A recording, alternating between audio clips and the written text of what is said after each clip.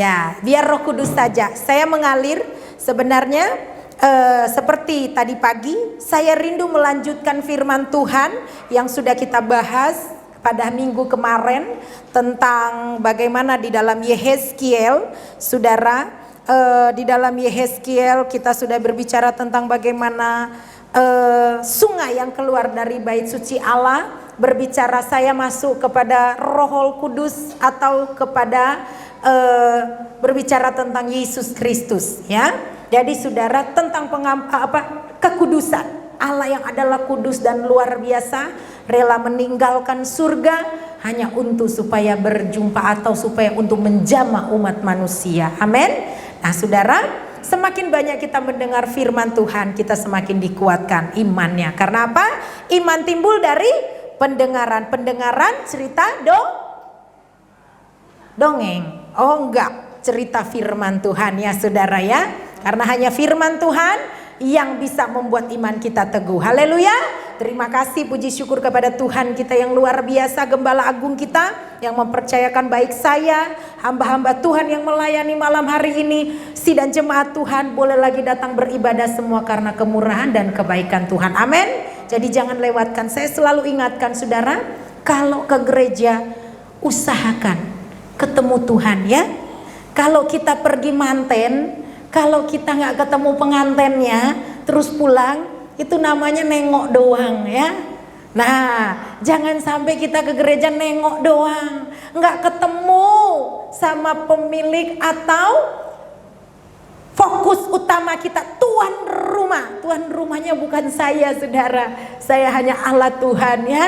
Jadi jangan setor muka di saya, tapi setor muka sama Tuhan. Jadi harus ketemu sama Tuhan ya.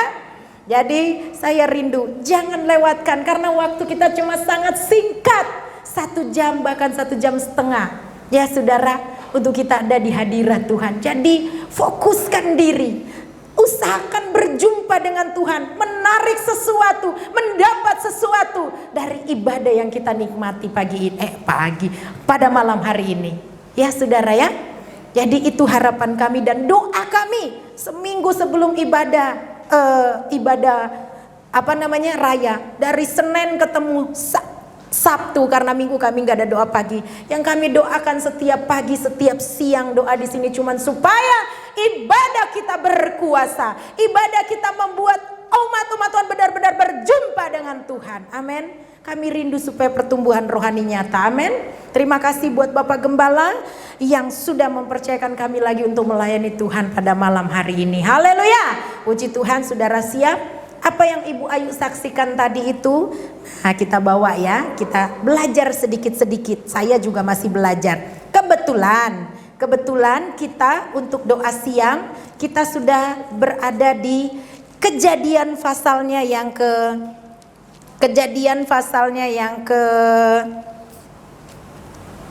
ini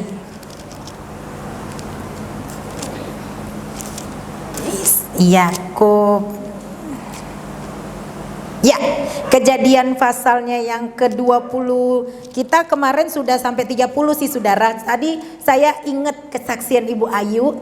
Nah kenapa begitu kok susah sekali, karena boleh dikatakan saudara kita, bukan sepupu ya, saudara kita, saudara. Ketika Yakub diberkati Ishak sebagai anak sulung di dalam Kejadian pasal 27, di sana saudara dikatakan, kalau kita lihat di dalam ayatnya yang ke-37, lalu Ishak menjawab Esau katanya. Saudara jadi tahu ya, Esau, Yakub dan Esau. Sebenarnya kita juga termasuk Esau ya saudara ya, karena keturunan asli sebenarnya adalah orang Israel yang sebenarnya ya saudara ya. Oleh karena Yesus Kristus kita menjadi Kristen, kita menjadi anak Tuhan, kita menjadi milik kepunyaan Allah ya. Jadi ranting yang dicangkokkan ya kita ini ya. Jadi saudara, Di sini ayat 38 kata Esau kepada ayahnya, hanya berkat yang satu itukah ada padamu ya Bapa? Berkatilah aku juga ya Bapa. Dan dengan suara keras menangislah Esau. Lalu Ishak ayahnya menjawab, sesungguhnya tempat kediamanmu akan jauh dari tanah-tanah gemuk di bumi dan dari embun dari langit di atas. Engkau akan hidup dari pedangmu dan engkau akan menjadi hamba adikmu. Tetapi engkau akan terjadi kelak apabila engkau berusaha sungguh-sungguh, maka engkau akan melemparkan kuk itu dari tengkukmu. Jadi kasih karunia yang membawa Ibu Ayu bisa berjumpa Yesus, dan memang harus melalui yang namanya berusaha sungguh-sungguh akan memperoleh keselamatan. Jadi sabar ya, karena memang itu bagian. Jadi kalau dari seberang terus datang kepada Yesus, itu memang sudah otomatis saudara, benar-benar pikul salib ya. Nggak kayak kita yang sudah Kristen dari kecil ya, sudah melek, tahu orang sudah langsung haleluya puji Tuhan ya. Jadi kadang kita menganggap kekristenan itu hal yang biasa, sekedar KTP karena dari kecil sudah Kristen. Nah justru yang baru-baru ini, yang baru beralih atau baru terima Tuhan, saudara, perlu perjuangan yang luar biasa, dan memang Alkitab mencatat seperti itu ya. Jadi tapi justru itu adalah kemurahan Tuhan yang sangat besar. Bapak Gembala katakan bahwa itu takkan tergantikan ya. Penderitaan yang dia alami tidak sebanding dengan keselamatan yang dia terima. Amin. Puji Tuhan. Saudara yang kekasih, nah kita baca di dalam ayat pasal 28, Kejadian pasal 28 ayatnya yang ke-17. Ini sedang kita bahas hari-hari ini karena kami doa siangnya sudah ada di sini saudara. Saya terkejut ayat 17, pasal 28 ayat 17. Ia takut dan berkata, alangkah dahsyatnya tempat ini tidak lain dari rumah Allah. Ini pintu gerbang surga. Selamat buat kita semua. Kalau saudara rajin ke gereja, sudah ada di pintu gerbang. Baca kencang-kencang saudara. Baca sekali lagi ya. Baca sama-sama. Kejadian 28. Ayatnya yang ke-17. Ayat 16 aja. Dari ayat 16. Baca bareng-bareng. Ketika Yakub bangun dari tidurnya, berkatalah ia, sesungguhnya Tuhan ada di tempat ini dan aku tidak mengetahuinya.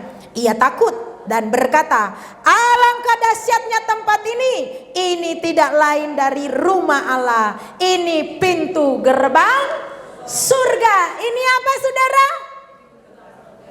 Belum, sebelum pintu gerbang surga. Ini ada apa saudara? Ya, yang kencang. Pintu gerbang surga. Jangan sampai sudah di gerbang jadi 5 anak darah yang bodoh. Sudah ada di pintu gerbang, tinggal tunggu pengantin masuk. Tapi karena tidak bijaksana, pandang enteng, tetap kok namanya sudah di pintu, tinggal buka gerbek masuk. Nggak bisa, ada seleksi ya. Ada seleksi, nggak sembarang masuk surga ya. Jadi saudara, jangan sampai kita seperti itu. Sudah di pintu gerbang tapi nggak sampai masuk. Lebih parah lagi kayak tukang kenek itu. Grogol, grogol, grogol, grogol. Orang pada masuk, dia turun.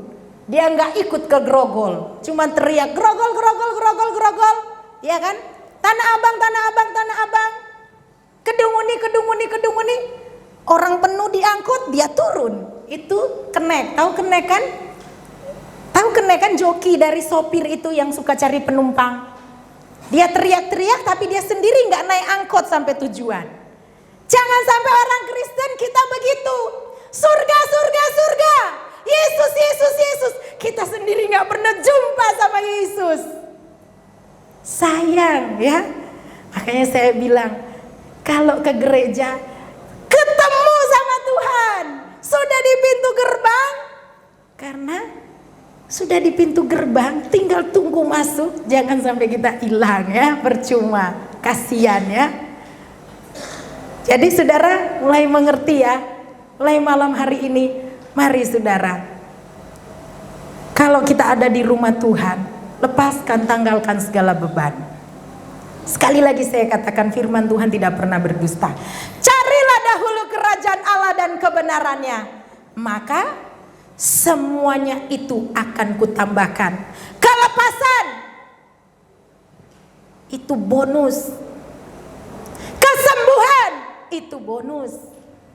Berkat, pergumulan, jalan keluar sudah pasti milik kita. Amin. Apa yang kita sentuh pasti hidup. Itu janji Tuhan. Yang penting cari dahulu kerajaan Allah dan kebenarannya. Gimana maksudnya? Fokus pada tujuan kita membangun manusia rohani. Amin. Kalau ke gereja, saudara, makanya kalau kita ke gereja itu perlu yang namanya persiapan hati. Saya sekali lagi, semoga tidak berubah ya saudara ya. Ini lagi live Facebook. Semoga tidak berubah. Di Sulawesi Utara saudara, setiap hari Sabtu itu pasti, kalau zaman dulu zaman saya saudara, setrikaannya itu enggak dari listrik sekarang. Yang kayak kapal itu loh saudara, banyak jendelanya. Pakai bara. Jadi kalau salah nggosok kena bara itu bajunya. Ya, saya menangi itu saudara. Ya, Pak Niko juga mungkin ya. Bro Filipus yang orang-orang Manado di sini ngerti. Tapi hebatnya, hari Sabtu pagi itu para wanita-wanita dan anak-anak itu saling, karena enggak semua punya juga saudara. Sudah susah makainya, enggak semua punya. Jadi ganti-gantian, tetangga sebelah. Saya, kalau kamu sudah, saya lagi ya. Suami sebelum ke kebun, Ma, atau istrinya, Pa, mau pakai baju apa besok ke gereja? Suami sebelum ke kebun siapin. Ini saya ke gereja pakai ini. Istri juga sama, anak-anak sama, semua. Saya menangi juga saudara. Sampai pita rambut sudah disiapin saudara sama mama. Besok mau ke gereja. Benar-benar hari Sabat. Benar-benar harinya Tuhan. Jasmani disiapkan, terutama hati. Jadi benar-benar ada persiapan khusus untuk ke gereja. Makanya Manado diberkati Tuhan. Semoga tidak berubah. Saya katakan semoga tidak berubah. Itu masa-masa yang indah, di mana kenangan-kenangan yang membangun iman saudara. Kekristenan yang luar biasa. Makanya setiap ibadah selalu terjadi mujizat. Makanya setiap ibadah selalu ada kemenangan. Karena dari pertumbuhan rohani iman mereka kuat saudara. Enggak ngerti sekarang ya. Saya berdoa tetap seperti itu. Karena anak-anak milenial zaman sekarang kan sudah zamannya zaman sosial media. Jadi sudah banyak, sudah enggak lagi kayak Baktranu yang enggak ada jendela kiri kanan. Sekarang banyak jendelanya ya. Jadi banyak tantangannya, banyak rintangannya, banyak godaannya, penyesat-penyesat begitu banyak. Makanya harus banyak berdoa, kuat imannya ya. Jadi saudara, mari kalau ke gereja siapkan hati. Saya mau ke gereja. Dan kesaksian yang saya dapat tadi seperti yang selalu saya himbau kepada para pelayan-pelayan di sini, terutama pelayan-pelayan, tapi jemaat-jemaat yang sudah tua-tua di sini, bukan tua umurnya ya, tapi tua usianya, tapi tua-tua yang sudah lama. Mungkin sudah ada 5 tahun, 10 tahun jadi anak Tuhan bergereja di tempat ini. Kita menerima tamu di depan itu menentukan. Saya selalu bilang ya saudara ya, Ibu Ayu bersaksi tadi. Dia merasa, waduh kok saya pakai sandal jepit masuk di gerbang gereja ini seperti di gerbang surga. Dan memang pintu gerbang surga ya itu ya. Tapi saya disambut dengan sukacita. Dicium pipi kanan, cium pipi kiri. Kecuali sekarang ya, jangan ya. Nah, jadi itu menentukan anak Tuhan yang ada di dalam sini. Itu saya selalu katakan, perhatikan kalau terima tamu, ada jiwa baru, sekalipun hanya berkunjung. Tapi jangan pura-pura juga ya saudara ya. Makanya perlu persiapan. Persiapan dari rumah. Saya fokus ke gereja, mau ketemu Tuhan. Urusan persoalan saya, urusan kesekian. Saya mau cari dahulu kerajaan Allah dan kebenarannya. Saya percaya saya dapat bonus dari Tuhan. Kelepasan, bonus kesembuhan, bonus dan selain-lain sebagainya. Itu milik kita, saudara. Sekali lagi saya katakan, firman Tuhan sendiri yang sudah katakan, segala berkat Tuhan, janji Tuhan di dalam Alkitab itu milik kita. Amin. Makanya hidupku menggenapi firman-Mu. Anak Tuhan, kalau nggak ada penggenapan firman di dalam sehari-harinya, perlu dipertanyakan. Itulah fungsi Roh Kudus, supaya kita dikuatkan. Amin. Haleluya. Saudara yang kekasih, malam hari ini seperti tadi dikatakan, melayani lebih sungguh. Tuhan lebih dulu melayani kepadaku. Apa yang dialami oleh Ibu Ayu dialami oleh kita semua juga. Amin. Di dalam Yehezkiel yang kita sudah baca tentang bagaimana sungai yang keluar dari bait suci Allah. Bait suci bangsa Israel, saudara, adalah tempat yang kudus, di mana tempat tidak seorang pun, imam sendiri pun kalau tidak diperkenankan oleh Tuhan masuk ke dalam bait suci, tidak boleh. Karena bisa mati, saudara. Itu bukan mati rohaninya seperti sekarang semuanya serba rohani, ya. Sombong juga sombong rohani, ya. Sekarang, ya. Jadi kalau dulu mati beneran, ya. Kalau nggak kudus melayani di rumah Tuhan, mati beneran, saudara. Tetapi luar biasa, kita lihat dari tempat kudus mengalir aliran sungai yang memberi kehidupan. Itu berbicara tentang Yesus Kristus. Yesus Kristus. Di dalam Matius di sana dikatakan, saya ulangi lagi, Matius 1 ayat 18, kelahiran Yesus Kristus adalah seperti berikut. Pada waktu Maria ibunya bertunangan dengan Yusuf, ternyata ia mengandung dari Roh Kudus sebelum mereka hidup sebagai suami istri. Roh Kudus, Yesus, pekerjaan Roh Kudus. Di dalam Yehezkiel ini kita baca, saudara, yang kita baca ini, saudara,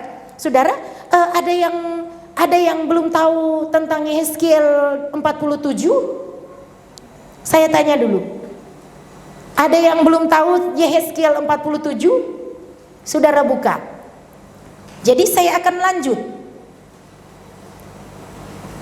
Karena percuma saya lanjut kalau saudara sendiri belum mengerti. Nah, ini yang saya maksudkan, kalau kita datang ke rumah Tuhan, katakan kepada jiwa kita, bangunlah hai jiwaku. Jangan sampai tubuh di sini, jiwanya kemana-mana. Mikirnya kemana-mana, listriknya udah dimatiin belumnya. Waduh, ntar makan apa ya? Waduh, ntar bagaimana ya pulang rumah ya? Waduh, saya lupa matiin ini, saya lupa matiin itu. Itu perlu, saudara, memang. Makanya kalau kita keluar rumah, lebih baik kita cek semuanya dulu, supaya nggak mengganggu ketenangan kita di dalam ibadah. Amin. Nah, jadi ada yang sudah tahu, saudara? Ada yang saya yang mengerti maksud saya di dalam Yehezkiel pasal 47? Yehezkiel 47. Minggu lalu saya sudah membahasnya, dan mungkin rollingnya ada yang datang pagi kemarin.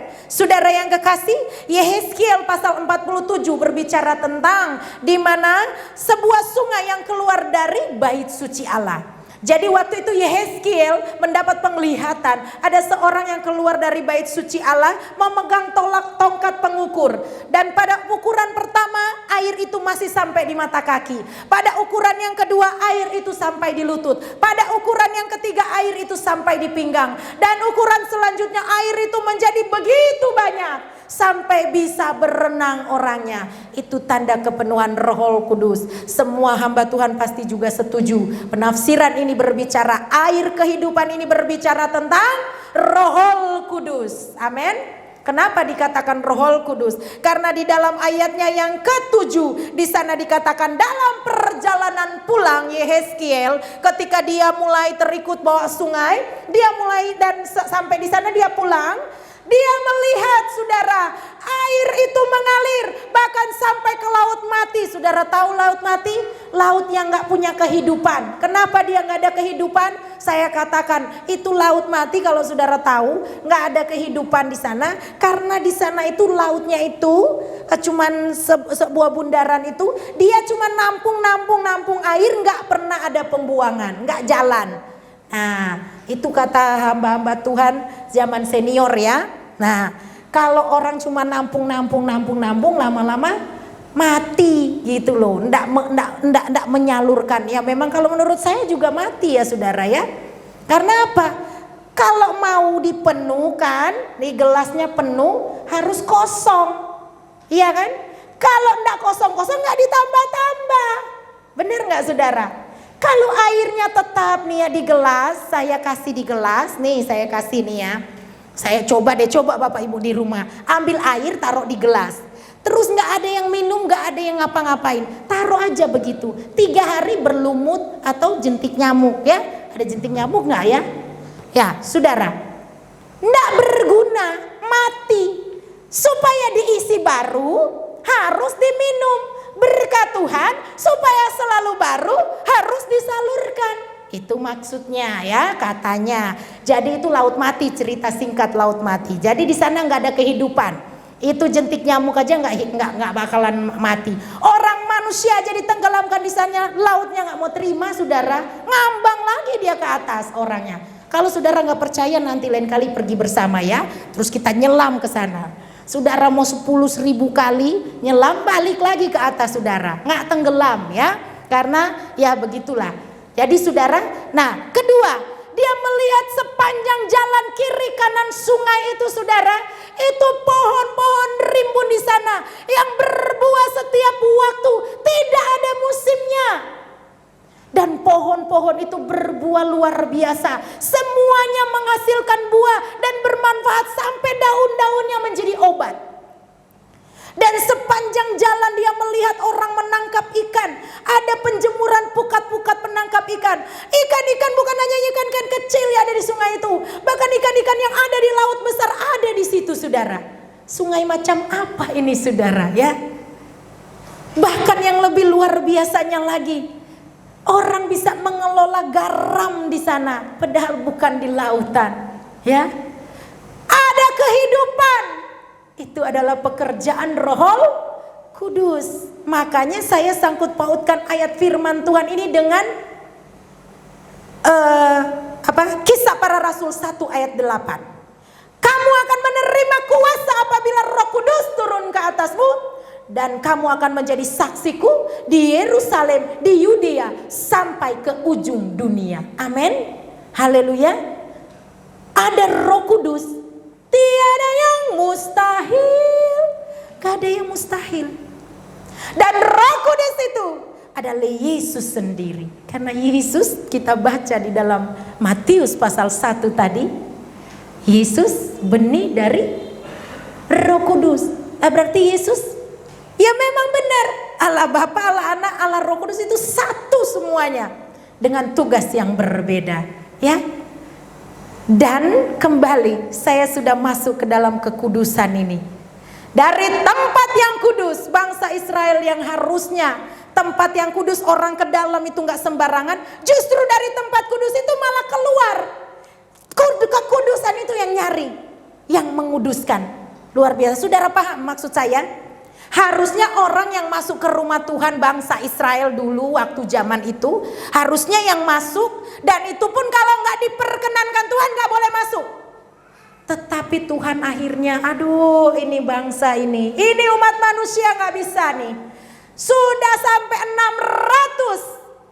600. Jadi 10 hukum Taurat bukan cuma 10 ya. Catatan kakinya sampai 600 sekian saudara. Nggak ada yang bisa berjumpa dengan Tuhan. Karena apa? Dasarnya manusia itu, dosa keturunannya itu gak bisa lepas. Ya saudara, dasarnya manusia itu hatinya degil.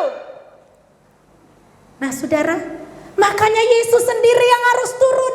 Yesus yang adalah pekerjaan Roh Kudus harus datang ke dunia ini, meninggalkan surga yang mulia, surga yang kudus. Dia sendiri yang datang menjadi sama dengan manusia sehingga bisa menyentuh kita manusia. Amin. Bukan kita lagi yang menyentuhnya, tetapi Yesus yang datang menjamah dan menyentuh kita, menguduskan kita. Haleluya. Itulah yang terjadi dengan Ibu Ayu. Itulah yang terjadi dengan kita yang namanya Kristen atau anak-anak Tuhan cangkokan, yang harusnya binasa, tapi oleh karena kedatangan Yesus Kristus, oleh karena keselamatan, oleh karena Yesus yang sudah mau rela mati di kayu salib, kita memperoleh keselamatan. Amin. Jangan tukar dengan apapun keselamatan itu. Sesusah-susahnya hidup, mari muliakan Tuhan. Amin. Jangan pernah tukar dengan apapun. Haleluya. Kita sudah ada di pintu gerbang surga. Jangan balik cari pintu yang lain. Ya, kata Ibu Ayu tadi, yang Ibu Ayu maksudkan, akulah jalan kebenaran dan hidup. Apa? Tanpa melalui Yesus Kristus. Itu yang Ibu Ayu maksud tadi firman Tuhan. Jadi kalau saudara sudah menemukan Yesus, jangan saudara lepaskan. Amin. Kenapa ada manusia yang masih anak Tuhan terutama, yang masih bisa berkata susah. Hidup jadi orang Kristen susah. Hidup jadi anak Tuhan susah. Enggak susah saudara. Yang bikin susah kita sendiri. Ada jalan yang lebih baik, kita cari jalan keluar sendiri. Berteriak sama Tuhan minta tolong, tapi kita sendiri yang bertindak. Ya benar ya, saya sering katakan seperti itu. Hidup anak Tuhan itu sebenarnya mudah kalau kita hidup dituntun oleh Roh Kudus. Amin. Firman Tuhan jauh-jauh hari saya sampaikan, kalau kita hidup di bawah tuntunan Roh Kudus, bahkan kita bisa melihat dimensi surga. Kita bisa melihat masa depan, bukan berarti kita terawang pakai jampi-jampi dan lain sebagainya. Ada Roh Kudus yang bisa memberitahukan kepada kita, masa depanmu penuh dengan harapan, bertahan. Amin. Saya kasih contoh yang sangat sederhana. Kalau hidup kita dipimpin oleh Roh Kudus, jam aja mau jatuh itu hal sederhana, tapi berakibat fatal saudara. Kalau kita hidup di bawah tuntunan Roh Kudus, Roh Kudus kasih tahu, ambil itu jam. Kalau enggak fatal anakmu. Saya nggak ngerti kalau Aurel ada apa-apa. Saya dengan hati sebagai manusia, sudah 2 bulan di sini nggak apa-apa. Keluar masuk pintu kami jamnya nggak goyang sama sekali. Baru ngeyel begitu, nggak tunggu berapa lama Aurel keluar jamnya jatuh, bang. Saudara, enak nggak sebenarnya hidup di bawah tuntunan Roh Kudus? Tapi yang salah kita. Kita punya hak kebebasan yang merasa kadang kita benar sendiri. Minta tolong, saya pernah sampaikan juga di sini. Orang ketika jatuh dari ketinggian, Tuhan tolong saya karena gelap gulita, tolong saya Tuhan. Tuhan bilang, anakku jatuhkanlah dirimu. Aduh Tuhan main-main, ini kan di jurang Tuhan. Minta tolong, Tuhan tolong, gak mau. Maunya Tuhan tolong seperti yang kita mau. Gak bisa ya. Cara Tuhan itu unik dan ajaib. Ikut saja. Justru kalau tidak unik dan ajaib bukan Tuhan namanya, ya. Itu namanya pemerintah. Kalau pemerintah ada protokolnya, semuanya tersusun rapi dan kita tahu mau kemana. Kalau dia korupsi, kita pun tahu, ya. Tuhan lebih dari segalanya. Dia bukan manusia yang bisa kita atur-atur. Tuhan, manusia sering kecewa karena banyak maunya. Ya benar ya saudara ya. Benar nggak saudara? Saya berbuat baik supaya saya diperlakukan baik oleh orang lain. Kenapa kamu menangis? Kecewa saya. Kenapa kecewa? Nggak nyangka dia. Kenapa emangnya? Saya baik sama dia sekian tahun. Emang kenapa? Saya bahkan memberi yang terbaik buat dia, rela-rela begini dan begitu demi dia. Nggak nyangka dia begitu. Nah saudara, kalau mau berbuat baik, jangan ada embel-embelnya supaya nggak kecewa. Tapi nggak bisa, itu manusia. Benar nggak saudara? Saya sudah memperlakukan suami saya yang terbaik, tapi kok nggak dianggap sama sekali. Kecewa saya. Ya kan, saya sudah memperlakukan istri saya, waduh, seperti dia permasyuri yang luar biasa di dalam dunia ini. Kok kalau salah sedikit saya ya, 1 hari 1 malam gak berhenti dia ketok. Hargai. Ibu pendeta, bapak pendeta, saya harus bagaimana? Istri saya ya, kalau saya salah sedikit bisa 1 minggu. Pak Timotius, kenapa Pak Timotius tertawa? Saya dikasih makan tempe 1 minggu. Ya, padahal saya sama dia sudah benar-benar kayak dia pramasyuri sedunia, itu benar-benar udah gak ada wanita lain di dunia ini. Memperlakukan dia luar biasa. Kenapa gak bisa melihat kebaikan saya? Saudara, itu dasarnya manusia. Ya, memberi, mengharapkan sesuatu. Jangan berharap kepada dunia ini. Saya jarang meminta kepada Tuhan, saudara. Saudara gak percaya ya. Saya lebih banyak berdoa untuk orang lain. Saya tahu bagian saya ada. Amin. Dan saya percaya Tuhan merancangkan hidup saya seperti yang Tuhan mau. Jadi kalaupun saya memang harus meminta, saya selalu berkata, namun bukan kehendakku yang jadi Tuhan, tapi kehendakmu yang jadi. Saya pernah menangis kepada Tuhan, saya saksikan.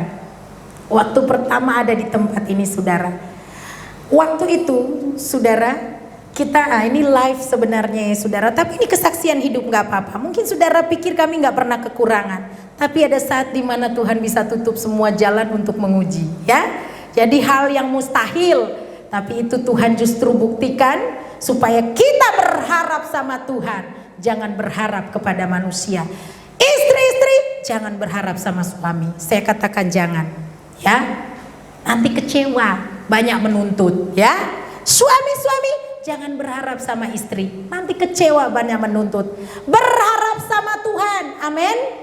Ya, tapi istri tetap tunduk kepada suami, dan suami harus tetap mengasihi istri.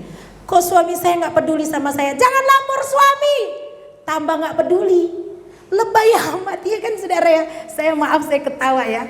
Lebay amat ya. Ini emang Korea, film Korea gitu ya. Tambah sakit hati. Lebih baik curhat sama Tuhan, ya kan? Tuhan, suami saya tolong jamah, biar sekali-sekali dia lihat saya, ya kan? Lihat baiknya saya. Gitu juga suami, lapor sama Tuhan. Tuhan, kok istri saya begini? Lapor sama Tuhan, ya? Kadang kalau lapor sama istri sama suami malah dijadikan senjata untuk kelemahan kita, ya? Nah, itu namanya berharap sama Tuhan. Kita nggak akan kecewa, ya. Jadi saya sekali-kalinya meminta sama Tuhan kembali tadi, saudara. Waktu ada KKR di sini, saudara, Tuhan izinkan benar-benar, saudara, dengan Bapak Gembala karena banyak tanggungan kami. Saya nggak perlu cerita karena ada live Facebook di sini. Masalah pribadi kita, ya, jemaat semua sudah tahu. Kami begitu banyak mengeluarkan dana. Jadi ada saat dimana saya pun nggak mengerti, saudara. Mau beli beras aja nggak ada, saudara. Saudara percaya Kedunguni bisa mengalami itu? Jemaat biasanya bawa sampai saya bingung mau kasih siapa ini beras. Setiap datang, lah ini saudara nggak ada yang bawa, nggak ada. Saya juga nggak ada. Orang Bejibun di sini, saudara masih ingat tahun lalu kita bikin KKR ya, saudara ya, dengan tamu seabrek-abrek begitu. Saya sambil Tuhan, saya nggak mau cerita ke Bapak Gembala. Saya nggak mau, karena saya tahu bukan berarti saya menyiksa diri. Bapak Gembala ada, masa saya menyiksa diri? Karena kita kan suami istri saling curhat, ya kan? Tahu, suami istri kan tahu kan keuangannya ya. Jadi sekalipun mungkin ada yang masih pegang masing-masing, tapi kan saling lapor ya. PIN juga harus dilaporkan, saudara ya. PIN ATM dan lain sebagainya. Nah, itu harus satu, karena kita satu tubuh. Ya, saudara. Jadi karena Pak Gembala juga saya tahu situasinya saat itu, ya sedang dalam keadaan Tuhan izinkan. Mungkin karena Bapak Gembala fokus di sini, jadi di sana terbengkalai. Customer yang biasa cuma 2 minggu langsung bayar, Tuhan izinkan, saudara. Gak pernah terjadi dalam hidup kami. Saya katakan, dulu saya tidak melayani di sini, berkelimpahan di sana, saudara, tidak kekurangan. Ini Tuhan, besok hari Minggu ini orang mau kasih makan apa ini Tuhan? Saudara tahu, Saya dengan Bapak Gembala naik motor keliling cari beras murah, saudara. Keliling di dalam di ini bawa berlian sama Aurel kalau nggak salah sudah tidur kalau nggak salah, tapi dia bangun lagi. Keliling pakai motor kami cari yang murah di kampung, di dalam kampung. Dapat beras 8.000 sekilo, cuman bisa beli 2 kilo, saudara. Saudara bingungan, masa sih Bapak Ibu Gembala pernah alami itu? Itu proses Tuhan. Kita nggak tahu jalan Tuhan. Jalan Tuhan itu unik dan luar biasa.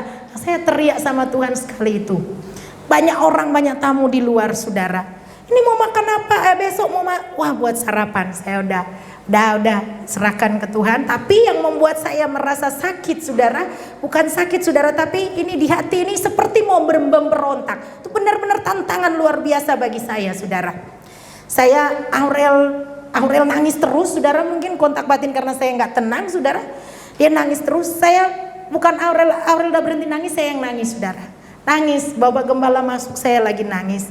Saya cuma katakan kepada Tuhan. Itu pertama mungkin saya berkata kepada Tuhan seperti, Tuhan, saya nggak mau melayani kalau saya tidak bisa memberi. Saya katakan begitu ke Tuhan. Saya nggak mau, Tuhan. Kalau Tuhan panggil saya dan Tuhan, bagaimana ya cara saya mengatakan perasaan saya ya, saudara? Saya nggak mau, Tuhan, saya katakan seperti itu. Ini tamu banyak begini.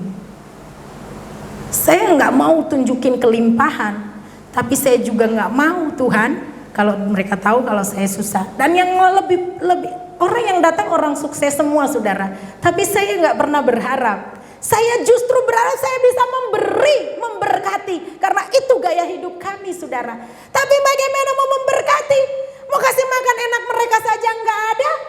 Saya katakan kepada Tuhan, gak bisa, Tuhan. Kalau begini saya angkat tangan. Saya bilang, kalau Tuhan mau panggil saya gak mau melayani cuma satu, Tuhan. Kalau saya gak bisa memberi, saya gak mau, Tuhan. Saya katakan, itu yang saya katakan. Itu pertama kali mungkin saya katakan kepada Tuhan. Sebagai bentuk gimana ya, seolah-olah saya memberontak kepada Tuhan. Tapi saya belum ngeh sampai di mana Tuhan mau hantar.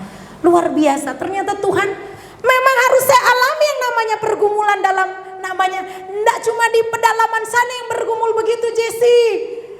Kamu di kota juga harus alami bergumul. Itu maksud Tuhan. Saya juga bingung. Ini kok Tuhan bisa alami? Ternyata begini hamba-hamba Tuhan mungkin di pedalaman sana ya, saudara ya. Saya alami, saudara. Dan Tuhan izinkan Bapak Gembala dan saya alami supaya berharap sama Tuhan. Jangan berharap di ATM, jangan berharap di kantong Bapak Gembala, jangan berharap di usaha yang Tuhan percayakan. Berharap hanya sama Tuhan. Mustahil nggak, saudara? Bagi saya itu benar-benar nggak masuk akal, saudara. Ya, saudara ya. Saya kalau pikir-pikir sekarang, kenapa Tuhan izinkan? Kalau saya bersaksi pun saudara nggak percaya, saya pun nggak percaya. Tapi itu proses Tuhan. Luar biasa, saudara. Tahu-tahu tamu yang datang, ada tamu susulan, nyusul mereka dari Jakarta. Tahu-tahu dia datang bawa sembako segala macam, saudara. Bang, nasi goreng buat sarapan besok katanya. Saya bilang luar biasa ya Tuhan ya. Saya nggak perlu minta, saya nggak perlu tunjukkan saya nggak ada. Mereka juga mungkin baru nonton sekarang, baru ngerti. Oh, ternyata kasihan mereka waktu itu ya. Nah, yang lebih luar biasa, saudara, pagi-pagi selesai ibadah, Ibu Pohin telepon, ambil makanan di sini. Saya bilang benar-benar sisa 12 bakul. Tamunya sampai klenger-klenger makan makanan Cipohin. Itu sampai tongseng segala macam. Saya bilang ini yang namanya Tuhan kita ajaib. Kalau nggak begini bukan Tuhan namanya. Jadi kita nggak perlu atur Tuhan ya, saudara ya. Tuhan tahu bagaimana cara memberkati kita. Tuhan tahu cara mengeluarkan kita dari kesusahan kita. Tapi yang paling penting kita buka hati untuk Tuhan. Haleluya. Karena yang membuat kita sudah sampai di pintu gerbang surga nggak jadi masuk karena hati kita kadang kecewa, sakit hati, luka batin. Sebenarnya saya berharap Ibu Ayu tadi bersaksi tentang suaminya yang sakit ya. Oh iya katanya, lupa Ibu Ayu. Hari Selasa ya, hari Selasa kemarin, Ibu Gembala tolong datang ke rumah saya. Suami saya sakit keras, Lah ini sudah ada keras, kalau masih hujan rintik-rintik nggak apa-apa. Ini keras saudara. Saya bilang, oh kak, kita seperti berpakaian APD, kayak sarung tangan, bawa termometer itu saudara. Saya sudah standby, ini pasti ke puskesmas. Tapi sebelum keluar kamar Tuhan bilang berlutut. Saya berlutut karena Ibu Ayu suka cerita, suami saya itu terikat dengan kuasa kegelapan, masih terikat katanya. Masih ada, sudah dilepaskan berkali-kali tapi masih ada. Pas waktu malam itu lagi baca tentang pelepasan ya, pelepasan orang menyembuhkan murid-muridnya, melepaskan orang kerasukan setan. Saya bilang, wah ini harus langsung praktek nih kayaknya ya. Nah, saya merasa harus tidak bisa sendiri. Saya sharingkan ke Bapak Ibu, tolong bantu di dalam doa ke grup. Ibu Ayu suaminya sakit. Saya pergi sama Oka, ayo cepat. Ibu Ayu entah kenapa bukan ajak saya masuk duluan, malah saya yang duluan cari karena saking semangatnya. Karena kan bilang sakit keras. Jadi saya nggak tunggu lagi tuan rumah yang suruh saya masuk, saya duluan cari kamarnya. Mana dia? Benar saudara, lagi terbaring sakit ya, tidak berdaya. Yang saya heran karena saya nggak kenal bapaknya, belum pernah ketemu saudara, cuman kenal ibunya, jadi saya bingung mau nyapa. Jadi saya diam ngoceh-ngoceh sendiri sampai Ibu Ayu datang. Pak, panggilnya Papa ya? Apa? Bapak ya? Papa, ini Ibu Gembalanya datang ya, bener ya? Ibu Gembalanya datang 2 kali apa 3 kali, dia dengan pede berdiri duduk. Nah, saya aja sampai bingung, saya sampai mereka duduk manis, saya berdiri. Karena saya bingung mana yang sakit ya, nggak ada, katanya sakit keras. Udah duduk manis, ngelihat saya biasa aja, belum didoakan saudara. Saya akhirnya cari tempat duduk, tapi sudah ngobrol. Saya baru sadar saya berdiri terus. Oh iya, saya harus duduk. Nah, saya duduk ngobrol. Sampai di tengah pembicaraan baru istrinya tegur, Pak, nggak sakit lagi? Dia baru sadar. Iya, udah nggak sakit katanya. Saya nggak percaya kalau dari pagi muntah darah ya Ibu Ayu ya. Saya nggak percaya kalau dari pagi nggak bisa berdiri, nggak bisa berjalan. Saya sampai luar biasa ini kuasa Tuhan. Ibu Ayunya bilang, saya katakan kita sakit itu akibat satu, nggak jaga kesehatan. Harus dijaga ya saudara, tubuh ini bait Allah, dijaga sehatnya. 2 dan 3 ini satu paket. 2 karena kita punya dosa, menyimpan dosa. Yang ketiga lebih kental lagi, penyakit yang lebih kental yang sering melanda manusia, kepahitan ya, kepahitan. Nah suaminya bilang, iya ngaku. Yang ketiga ya, nah sakit selama bertahun-tahun. Saya katakan, tapi Ibu Ayu ngeyel, dia ini masih ada, ini belum terlepas. Kenapa? Kalau minum apa? Minum puyer 16 bisa berapa bungkus? 1 lusin sehari. Saya bilang kalau soal itu bukan pekerjaan setan, masing-masing tubuh itu punya daya tahan. Karena dia stres, karena tubuhnya nggak normal. Nah ada orang sakit gigi minum Panadol sembuh, ada orang sakit gigi minum konstan, minum Panadol nggak sembuh-sembuh, ya kan? Jadi memang daya tubuh itu beda. Jadi nggak bisa disangkut pautkan dengan kuasa kegelapan. Nah saya katakan kepada Ibu Ayu sama bapaknya yang penting, ini mau Ibu Ayu bilang ini sudah dilepaskan berkali-kali. Saya tanya, Ibu Ayu merasa sudah lepas belum? Belum. Bapak gimana? Bapak lebih lagi, saya rasa masih ada. Saya katakan ya, kalau namanya pelepasan, kalau kita disantet atau kita nggak sengaja kerasukan setan, lagi kosong ngeblank kita kerasukan setan, itu bisa saya datang dalam nama Yesus keluar, iblisnya pergi. Sama kalau kita disantet, kita bisa berdoa puasa sembuh, bisa pergi mental. Tapi kalau sakitnya dari dalam, yang harus lepaskan orangnya sendiri. Maksudnya apa saudara? Pengampunan ya. Kalau akar pahit itu, saudara keras kayak Saul. Saudara tahu Saul sama Daud? Daud kalau nyanyiin Saulnya lah jadi tenang. Tenanglah hatinya. Roh iblisnya keluar. Kalau Daudnya pergi, kesetanan lagi ini Saul. Karena apa? Bukan dari Saul yang melepaskan. Saul masih kepahitan sama Daud. Begitu juga dengan kita. Kalau kita merasa kalau namanya kepahitan, sakit karena kepahitan, dirasuki setan karena kepahitan, itu nggak bisa. Saya katakan, mau Tuhan pun sendiri turun, Bapak suruh turun, suruh doain Bapak, nggak akan lepas. Karena yang bisa lepas cuma Bapak. Saya katakan, benar ya Ibu Aing, saya katakan. Yang bisa lepas cuma kita ya. Kita yang harus lepaskan pengampunan, buka hati. Dan pengampunan bukan soal bisa atau tidak. Karena kalau bisa atau tidak sudah pasti tidak bisa. Tapi pengampunan itu soal mau atau tidak mau. Ketika kita berkata saya mau mengampuni Tuhan, maka Roh Kudus akan ambil alih seluruh hidup kita. Dan Roh Kudus yang akan memampukan kita. Amin. Bukan lagi kita. Karena bukan hal yang mudah untuk mengampuni.